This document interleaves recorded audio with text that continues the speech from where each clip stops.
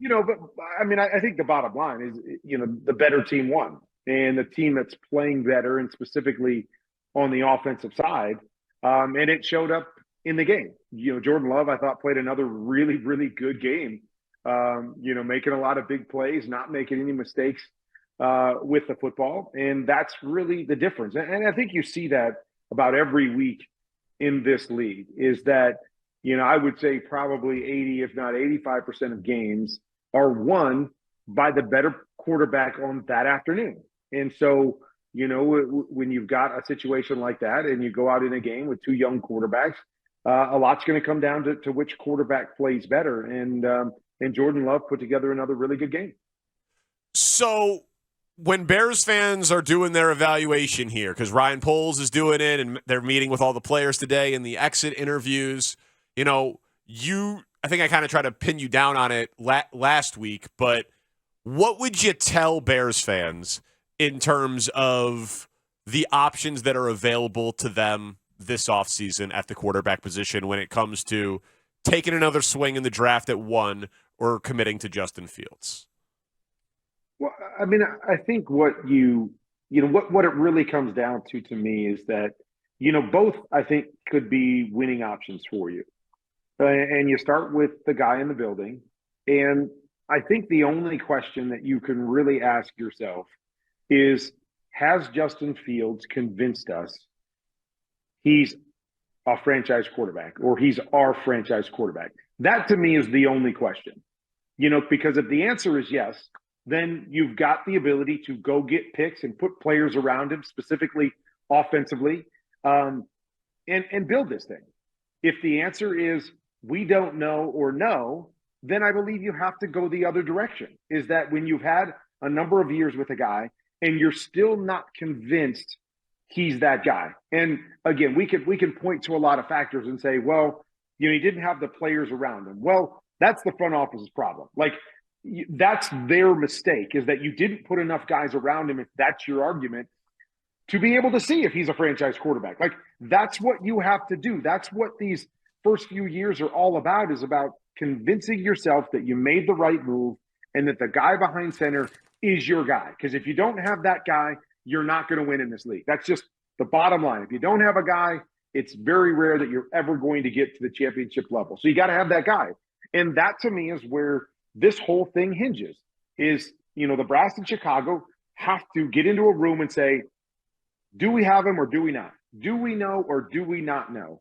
And if you don't know, and even if that's a maybe, because we saw some good things, that to me is enough to go, well, if I don't know after 3 years and I'm not convinced he's that guy, I've got to move in the other direction, because we know what that's going to mean. Not just, from a team standpoint, but more importantly, you're going to have to pay him one of these big contracts in a year or so, and you're going to go down that road. So if you've had 3 years and you don't know, I believe that answers the question for you. And so when they have that conversation, however many people are in there, they got to know. They got to know he is their guy. They've seen enough. They're convinced that with more talent around him, this team can be a championship level team with Justin Fields. Then boom, I think you're in a great position to surround him with that talent. And to me, if there's any wavering whatsoever, I think you have to go the other route, because you're sitting in that position to do it. Well, you're talking to two guys who are both now definitively in the he's good but not great, and you can't pay great, so let's go out and find the next kid. And oh, by the way, you have the number 1 pick. And, we've gotten a lot smarter, like Danny said, and sometimes it's been you helping us talk about how production can't, cover whether somebody has that pocket quarterback anticipatory thing. Sometimes it's been other people saying in different ways, but it's a lot of different ways of saying the same thing. So now, help us scout the next Bears quarterback. We're going to watch a lot of film of Caleb Williams. We're going to watch a lot of Drake May, maybe Jaden Daniels. What should we look for to try and make sure that this person has that pocket quarterback on schedule skill set? Yeah, I mean, that's the thing that I do. Again, I'm not a big college football watcher during the NFL season. I've got too much on my plate with the NFL, and that's my first love. So that's where I go outside of, maybe watching my boys or whatever it is. So I will get into that over the next month or so and dive into these guys. And, I'll say a couple things is that the first thing is that it's really hard to understand what you're going to get at the next level by watching most of these college guys because offenses are so different. The hash marks are different. The way things are set up are different. The disparity between one team and another is so different.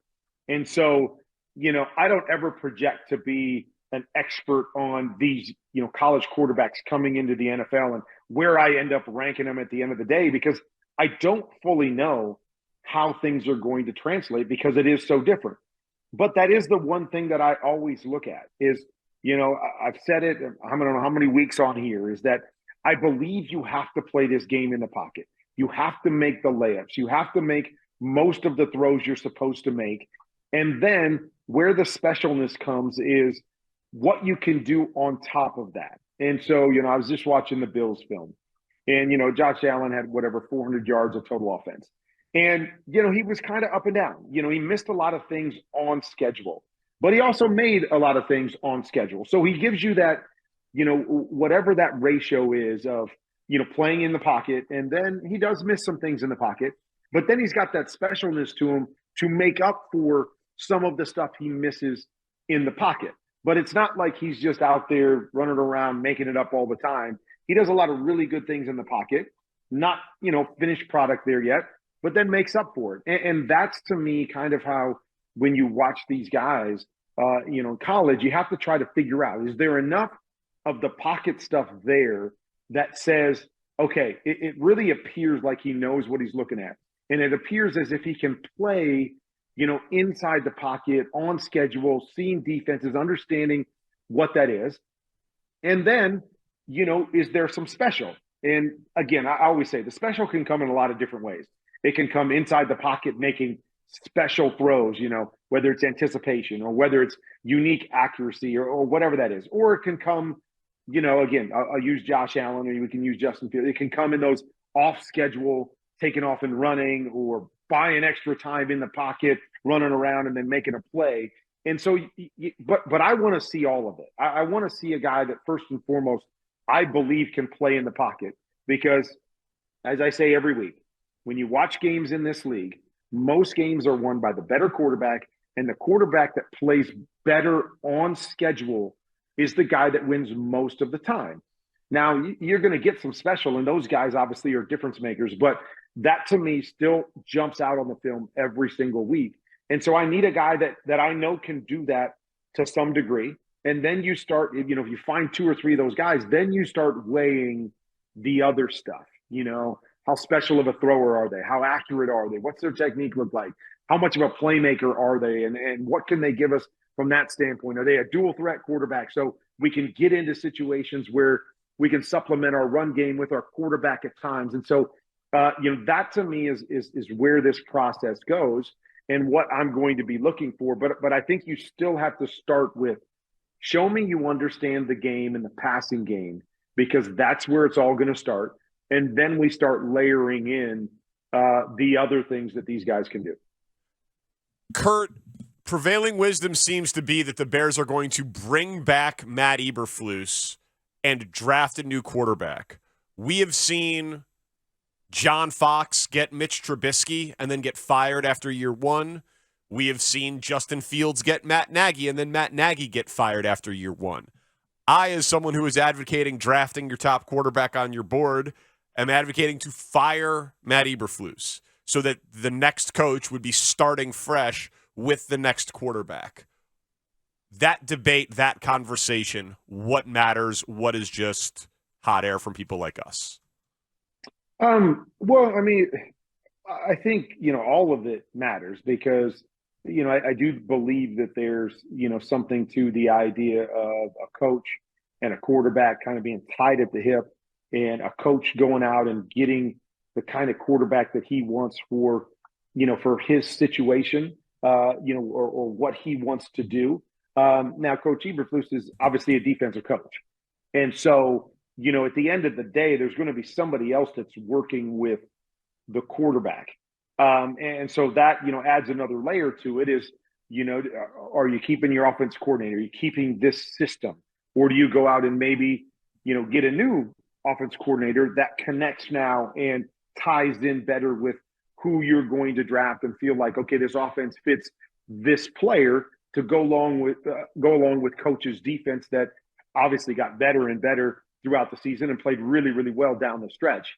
You know, so I think all of that is relevant, but I think it's going to be a little different because you do have a defensive coach, and even though they're always going to be connected with their draft picks, you know, I think the bigger picture is going to be who do you have calling the offense, what type of offense you're going to run, and then how does that tie into you know, the quarterback you go and get if you decide to go that route, and you know, or obviously, you know, how does that fit with Justin if you decide to go that route? Kurt, great stuff. If you find yourself bored in the next couple of months after you've watched a bunch of all-22 film of these college prospects, please let us know. All right, let's do it. Let's reach out to me as we get closer to the draft, and I know the question will be there through the draft, and we'll jump back on the phone after I get a chance to check these guys out, and we'll have another conversation.